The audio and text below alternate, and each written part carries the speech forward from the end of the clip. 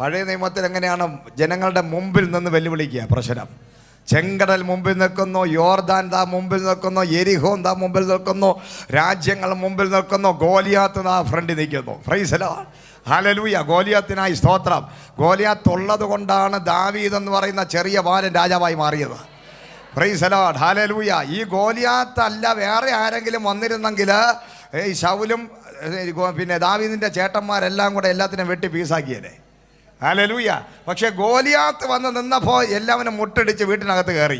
ആർക്കും സാധിക്കാത്തൊരു കാര്യം ആത്മാ നിറവുള്ള ഒരു ചെറിയ ബാലനെ കൊണ്ട്, ഗോലിയാത്തിനെ കൊണ്ട് ഫ്രണ്ടിൽ നിർത്തിയത് ചേട്ടന്മാർക്ക് വേണ്ടിയല്ല, ശൗലിന് വേണ്ടിയല്ല. ശമൂവേൽ എന്ന പ്രവാചകൻ പറഞ്ഞ ദൈവത്തിൻ്റെ ദൂത് നിറവേറണമെങ്കിൽ അസാധ്യമായൊരു കാര്യം സകല ജനത്തിൻ്റെ മുമ്പിലും ഇവൻ എൻ്റെ അഭിഷിക്തനാണ്, ഇവനെ ഞാൻ രാജാവാക്കി മാറ്റാൻ പോകുന്നു, നിങ്ങളെ എല്ലാവരെയും ഭരിക്കാൻ, ഹല്ലേലൂയ, അതിനുള്ള അധികാരം അവൻ്റെ മേലുണ്ട്, അതിനവന് സാമർഥ്യമുള്ളവനാണെന്ന് നാട്ടുകാരുടെ മുമ്പിൽ ദൈവത്തിന് തെളിയിക്കണം.